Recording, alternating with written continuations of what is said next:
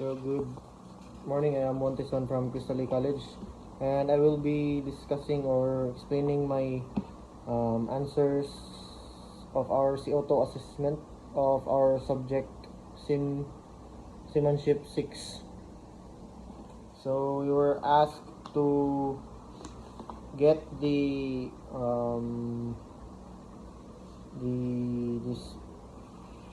LCG, VCG, and the bodily sinkage,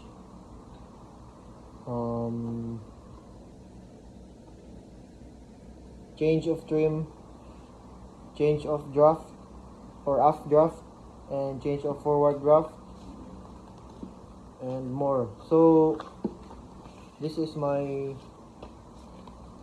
assessment.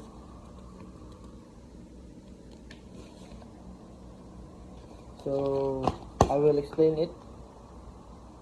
So for my total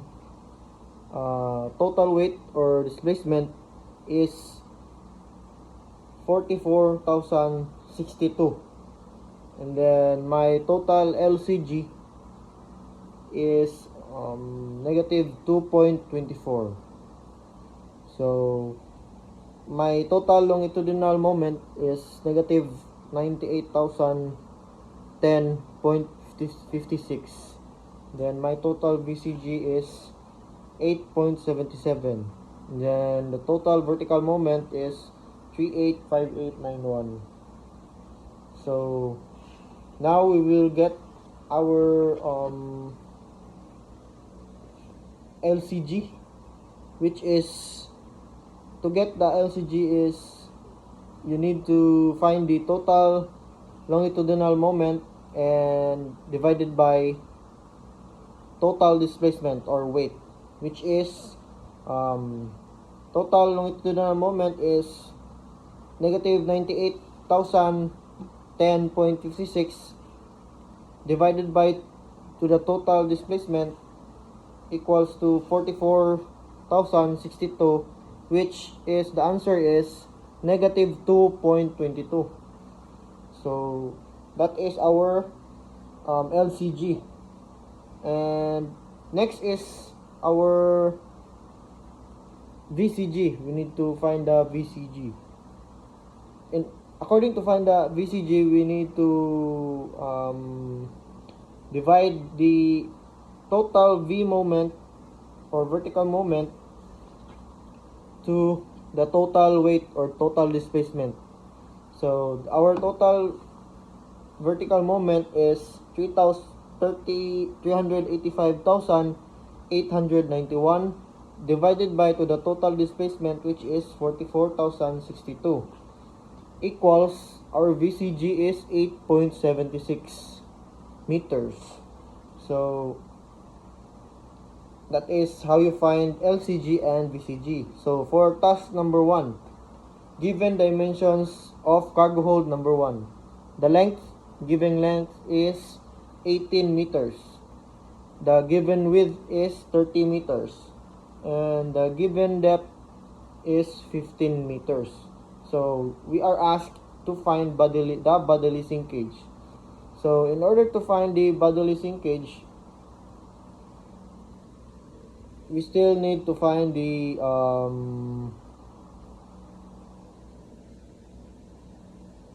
WT, which is according to find that one, we need to multiply permeability times volume times 1.025, which is the given permeability is 60%. Or 0.6 times the volume, which is the given dimensions of cargo hold number 1, which is 18 meters times 30 meters times 15 meters times the given 1.025. So 0.6 times 18 times 30 times 15 times 1.025 is equal to 4,981.5 metric tons.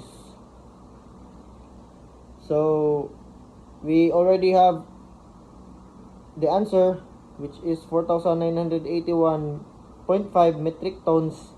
So let's proceed to get the bodily sinkage, which is the equals to WT divided by 2 TPC. So we already got our WT, which is 4981.5, and then we need to get our TPC. So how to get the TPC?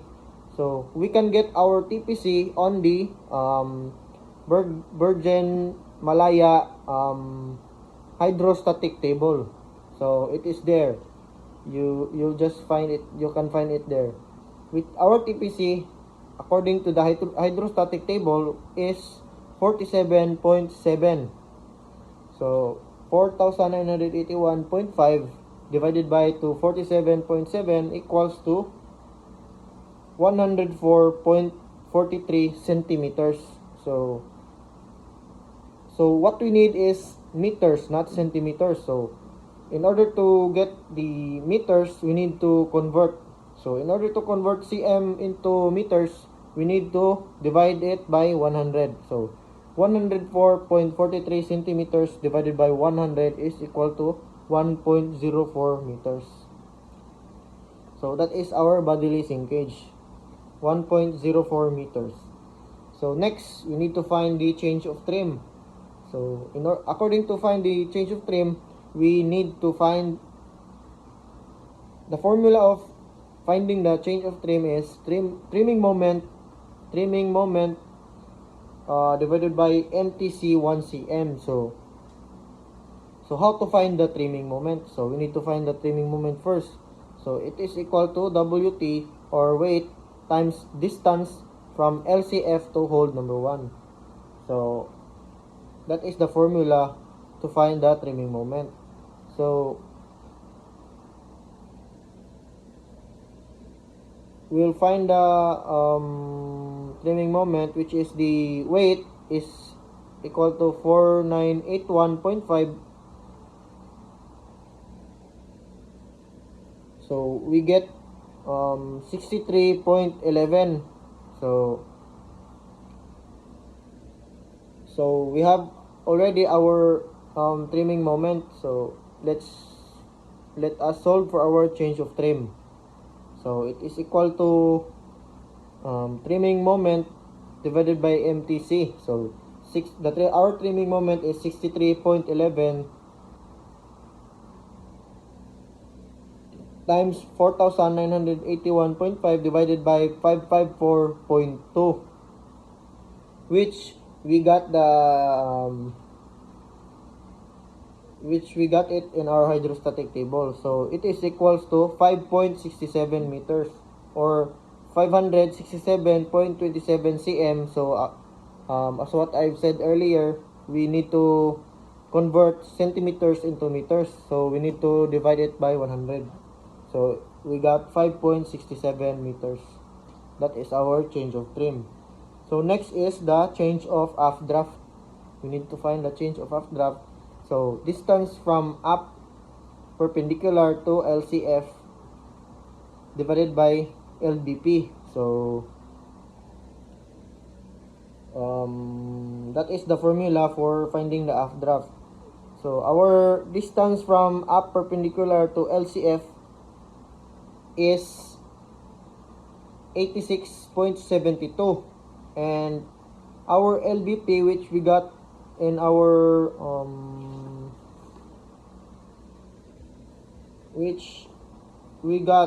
hydrostatic table.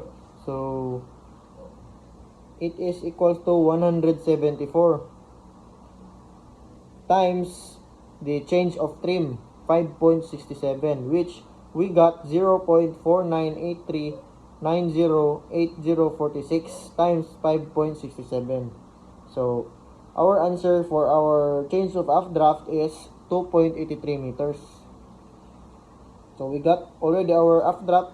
So we need to get the change of forward draft, which is the formula to get it is the change of trim minus change of updraft. So our change of trim is 5.67 minus to the change of updraft, which is 2.83, and it is equal to 2.84 meters. That is our change of forward draft. So let's proceed to our departure draft figures. So forward draft 10 meters, mean draft 10 meters, updraft is 10 meters also, which is even keel. So our bodily sinkage for our forward draft is 1.04 meters. As what we got earlier. Also in our updraft, 1.04 meters. So let's proceed to the finding of GOM, which is the first step is to find the new KG. To find the new KG is you need to divide total vertical moment and total weight or total displacement. So the total V moment is 385,891 divide to our total weight, which we get 8.68 meters. So to find new GM, we need to minus km on depth minus the new kg, which is 12.66 minus 8.68. So we got our new GM, which is 3.98 meters. So next is the new free surface or the GGO. So we need to multiply length times the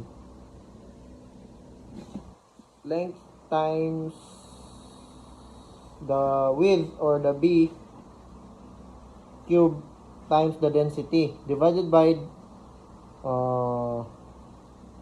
12x times and equals to 18 times 30 cube times 1.025, which is the given density, and divided by 12 times the total weight, which is the 44,062, and the partial weight, which is the 4,981.5.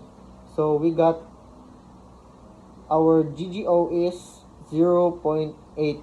So our new to get the GOM, the new GOM, we need to minus new GM and the new GGO, which is the 3.98 minus 0.8, which we got our new GOM, which is 3.18 meters.